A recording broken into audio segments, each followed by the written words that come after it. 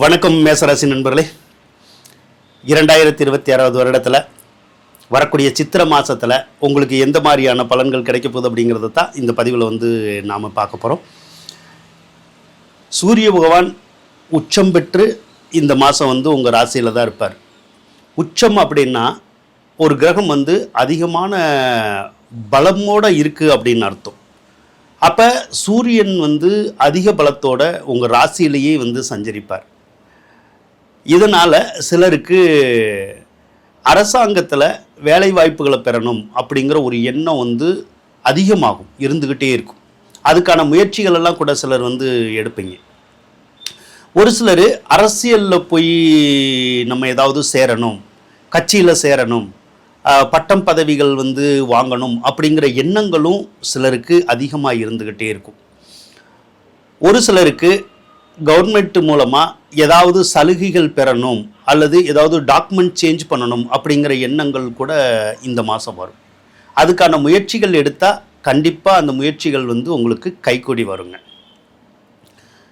5ஆம் அதிபதி பலம் பெற்று காணப்படுறதுனால சிலருக்கு நீண்ட காலமாக புத்திர பாக்கியம், அதாவது குழந்தை பாக்கியம் கிடைக்காம இருந்தால் குழந்தை பாக்கியம் கிடைக்கிறதுக்கான ஒரு சந்தர்ப்பங்கள் இப்போ இருக்குங்க. அதனால் சூரியனால் மிகப்பெரிய நன்மைகள் ஏற்படக்கூடிய ஒரு மாதம் அப்படின்னு சொன்னால் இந்த மாதம்தான். சுக்கிர பகவான் வேற உங்களுடைய ராசியில் தான் இருக்கார். சுக்கிரன் ராசியில் இருந்தாலும் ரொம்ப அற்புதமான விஷயங்கள் நடக்கும். சிலருக்கு வீடு கட்டணுங்கிற எண்ணம் வரும், கட்டணும்னு முயற்சி பண்ணால் முடியும். சிலருக்கு வாகனங்கள் வாங்கணும் அப்படிங்கிற எண்ணங்கள் வரும், தாராளமாக வாங்கலாம். சிலருக்கு வீட்டுக்கு தேவையான ஆடம்பர பொருட்கள், எலக்ட்ரானிக் பொருள்கள்லாம் வாங்கணும்னு தோணும், தாராளமாக வாங்கிக்கலாம், வாங்க முடியும், முயற்சி பண்ணி பாருங்கள். அதோட சுக்கிர பகவான் ராசியிலே இருக்கிறது நல்ல யோகம்தான். எதுக்காக யோகம் அப்படின்னு கேட்டிங்கன்னா, 7வது இடத்தை அது பார்த்துக்கிட்டே இருக்கும். அதனால சிலருக்கு திருமண முயற்சிகள் எடுத்து இவ்வளவு நாடு நடக்கலைன்னா இப்போ திருமண முயற்சிகள் எடுத்தால் கண்டிப்பாக அந்த முயற்சிகள் கைகூடும், முயற்சி பண்ணி பாருங்கள். அந்த கிரகம்தான் சிலருக்கு அந்த காதல் எண்ணத்தையும் காம எண்ணத்தையுமே தூண்டிவிடும். அப்போ இந்த சித்திரையில் பொறுத்தளவு அந்த மாதிரியான எண்ணங்கள் நமக்கு அதிகமாக வருமானு கேட்டால் வரும். அப்போது யாரு கூடயாவது நம்ம பேச முடியாதா, பழக முடியாதா அப்படிங்கிற ஒரு எண்ணங்களும் இனம் புரியாத தவிப்புகளும் இருக்கும். யாருக்கிட்டேயோ பேசுவோம், பழகுவோம், அது மிகுந்த சந்தோஷத்தை நம்ம மனசளவில் கொடுக்குற மாதிரியான ஒரு சூழ்நிலைகளை உருவாக்கும். அதனால் சிலரோடு நம்ம பேசணும், பழகணும் அப்படிங்கிற ஒரு இனம் புரியாத தவிப்புகள் எல்லாம் கூட இருக்கும். இது ஒரு சுகமான ஒரு அனுபவமாக உங்களுடைய ராசிக்கு இந்த மாதம் அமையுங்க. அதே மாதிரி சிலருக்கு காதல் கைகூடுற மாதம் அப்படின்னு எடுத்துக்கிட்டால் இந்த சித்திரை மாதம்தான். தனாதிபதியாகவும் சுக்கிர பகவான் உங்களுக்கு வர்றார். அப்போது ஏப்ரல் 20ஆம் தேதி வரைக்குமே வருமானத்தை மட்டும் கொஞ்சம் குறைச்சி தருவார். ஆனால் ஏப்ரல் 20ஆம் தேதிக்கு அப்புறம் சுக்கிர பகவான் 2வது ராசியில் போய் வலிமை பெற போகிறார். அப்போ அவர் வலிமை அடைஞ்சதுக்கப்புறம் பண பலம் அப்படிங்கிறது அருமையாக இருக்கும். பண வரவு அப்படிங்கிறது தாராளமாக வந்துக்கிட்டே இருக்கும். நீங்கள் எங்கே போய் பணத்துக்காக முயற்சி பண்ணாலும் அந்த பண வரவு உங்களுக்கு கிடைக்கும், அதோட மகிழ்ச்சியும் கிடைக்கும். நீங்கள் கடன் பட்டிருந்தீங்கன்னா அந்த கடனில் ஒரு சிறு தொகையை அடைக்கக்கூடிய ஒரு காலமும் அந்த சித்திரைக்கு மேலே உங்களுக்கு கிடைக்குங்க. குடும்பத்தில் ஒற்றுமை இல்லைன்னா ஒற்றுமை ஏற்படக்கூடிய ஒரு வாய்ப்புகள் கிடைக்கும். பிரிந்த குடும்பங்கள் சில நேரம் ஒன்று சேரக்கூடிய ஒரு சந்தர்ப்பங்களை கூட இந்த மாதம் நம்ம உணரலாம், அறியலாம். செவ்வாய் பகவானை எடுத்துக்கிட்டால் 12வது ராசியில் இருக்கார். செவ்வாய் 12வது ராசியில் இருந்தால் இந்த சொத்து பத்துக்கள்னால விரயங்கள் ஏற்படும். இப்போ ஏதாவது ஒரு சொத்து சிலர் வாங்கணும்னு நினைக்கலாம், அதனால செலவு வரலாம். ஒரு சிலர் ஒரு சொத்தை விற்கிறது, இல்லைன்னா பேங்கில் அல்லது வேறு இடத்துல ஏதாவது அடமானம் வச்சு காசு வாங்கணும்னு நினைக்கிறது, அந்த மாதிரி எண்ணங்கள் இருக்கிறவங்களுக்கு அந்த எண்ணங்கள் ஈடேறும், கை கொடுக்கும் அப்படிங்கிற மாதிரி தான் இந்த மாதம் இருக்குது. அதே போல் சகோதர சகோதரிகள் மூலம் மட்டும் ஏதாவது விரைய செலவுகள் போகிறதுக்குடைய ஒரு அமைப்பும் இந்த மாதத்தில் உங்களுக்கு இருக்க தான் செய்யுது. அடுத்து புதன் பகவானை எடுத்துக்கிட்டோம்னா கல்வி வழி செலவுகளை கொடுக்கக்கூடியவர். ஆக இந்த மாதம் கொஞ்சம் உங்களுக்கு செலவுகள் இருக்க தான் செய்யும்.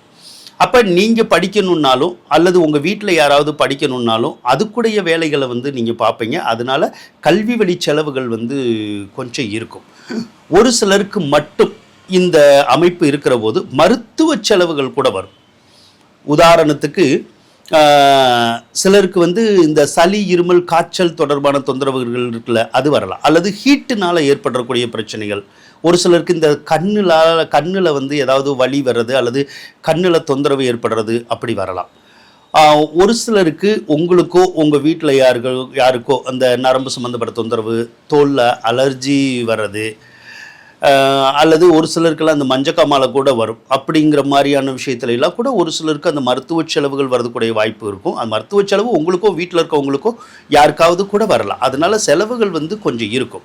அதுக்கப்புறம் உங்களுக்கு 7.5 சனி ஆரம்பிச்சிருக்கு. 7.5 சனியினால பெரிய தாக்கம் இப்போதைக்கு இருக்காது. வண்டி வாகனங்கள்னால மட்டும் விரயங்கள் ஏற்படும். இப்போ வண்டி வாகனங்களே இல்லாதவங்க வண்டி வாங்கக்கூடிய யோகத்தை கொடுத்துருவார். ஒருவேளை ஏற்கனவே வண்டி வச்சிருக்கவங்களுக்கு அடிக்கடி பழுதுகள் ஏற்படும். ஏதாவது ஒரு வகையில் அந்த வண்டிக்கு வந்து நம்ம செலவினங்களில் வந்து மேற்கொள்கிற மாதிரியான ஒரு சூழ்நிலைகள் மட்டும் கொஞ்சம் ஏற்படும். மற்றபடி பெரிய பாதிப்புகள் அப்படின்னு சொல்லி வந்து ஒன்றும் இல்லை. குரு பகவான் வந்து உங்களுக்கு 3வது இடத்துல வலிமையாக தான் இருக்கார். இதனால ஒரு சிலருக்கு ஒரு சொத்து வாங்கணுன்னாலும் வாங்கலாம். அதாவது நகை நட்டோ அல்லது வீடோ நிலமோ அந்த மாதிரி வாங்கணுன்னா வாங்கலாம். அல்லது ஏதாவது ஒரு சொத்துக்களை நாம் விற்கணுன்னாலும் விற்க முடியும். அப்படி இல்லைன்னா ஒரு சிலர் வந்து வீடு மாறணும் அப்படிங்கிற எண்ணங்கள் வரும், ஊர் மாறணுங்கிற அந்த எண்ணங்கள் வரும். மாறணும்னா மாறிக்கலாம். அந்த மாற்றத்தை வந்து அந்த குரு பகவான் வந்து உங்களுக்கு கொடுப்பார். தாயாருக்கு மட்டும் விரய செலவுகள் வந்து ஏற்படும். தாயாருக்கு விரய செலவுகள்னால் உங்கள் அம்மா இருந்தாங்கன்னா அவங்களுக்கு ஏதாவது கொஞ்சம் மருத்துவ செலவுகளை மட்டும் கொடுக்கறதுக்குடைய ஒரு அமைப்புகள் இந்த மாதத்தில் வந்து உங்களுக்கு இருக்க தான் செய்யுது. 5வது இடத்துல வேற கேது பகவான் இருக்காரு. 5வது இடத்துல கேது இருக்கிறது வந்து புத்திர தோஷத்தை வந்து குறிக்கும். புத்திர தோஷம்னா ஒரு சிலருக்கு காலம் கடந்து குழந்தை பிறக்கணும்னு இருக்கும். ஆனால் இப்போ குழந்தை பிறக்கிறதுக்குடைய ஒரு அமைப்புகள் வந்து இருக்கு. ஒரு சிலருக்கு மட்டும் குழந்தைகளுக்கு அடிக்கடி உடம்பு சரியில்லாமல் போயிட்டு இருக்கும். அப்படி இல்லை அப்படின்னா குழந்தைங்களை வந்து நம்ம கொஞ்சம் பிரிஞ்சு இருக்கிற மாதிரி வரலாம் நம்மளுடைய பிள்ளைங்களை. அதை தான் அந்த கேது செய்வார். மற்றபடி ராகு 11வது ராசியில் இருக்கிறது. அவர் நன்மையை கொடுக்கக்கூடிய ஒரு அமைப்பில் மட்டுமே இருக்கார்.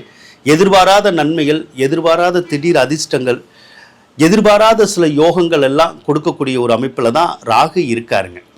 ஆக எல்லா கிரகநிலைகளையுமே பார்க்குற போது உங்களுக்கு நல்ல யோகமான பலன்கள்லாம் இந்த சித்திரை மாதத்தில் கிடைக்கிறதுக்கான சந்தர்ப்பங்கள் இருக்குங்க. வாழ்த்துக்கள் நண்பர்களே.